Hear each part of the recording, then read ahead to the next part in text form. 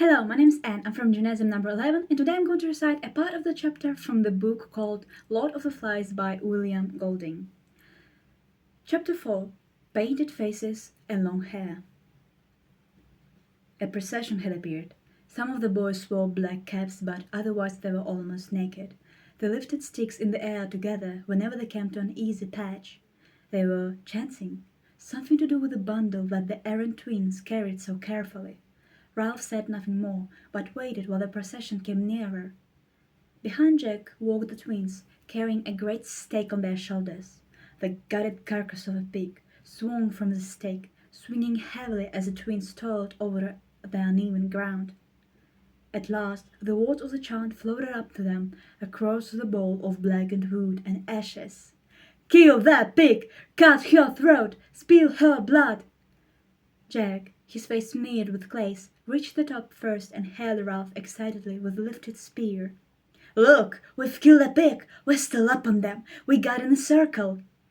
Voices broke in from the hunters. "We got in a circle! We crept up! The pig squealed!" The twins stood with the pig swinging between them, dropping black gouts on the rock. Jack had too many things to tell Ralph at once.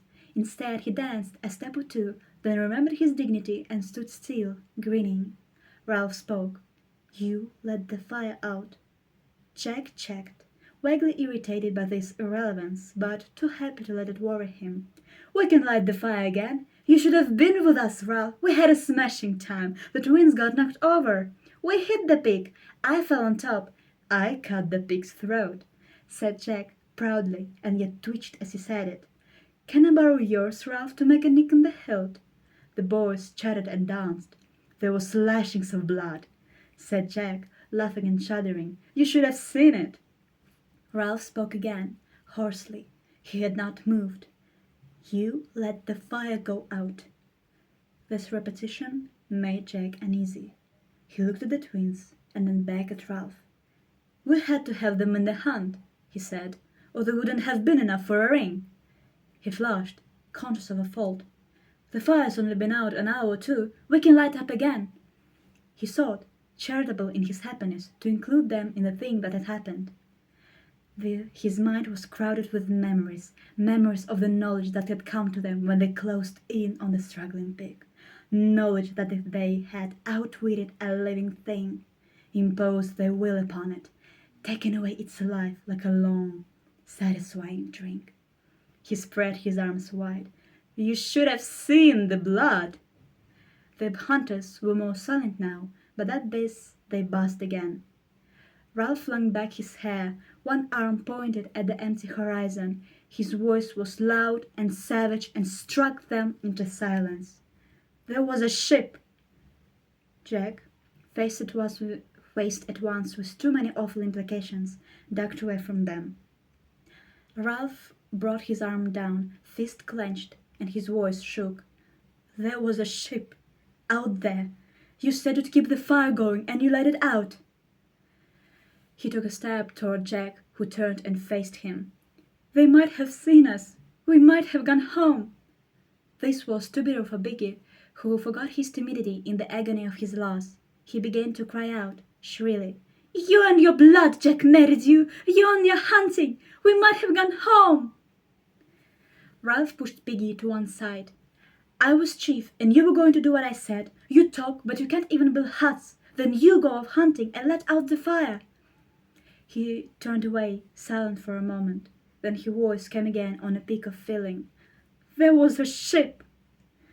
One of the smaller hunters began to wail. The dismal truth was filtering through to everybody. Jack went very red as he hacked and pulled at the pig. "The job was too much. We needed everyone." Ralph turned. "You could have had everyone when the shelters were finished, but you had to hunt." "We needed meat." Jack stood up as he said this, the bloodied knife in his hand. The two boys faced each other. There was the brilliant world of hunting, tactics, fierce exhilaration, skill, and there was the world of longing and baffled common sense. Piggy began again. "You didn't ought to let that fire out. You said you'd keep the smoke going."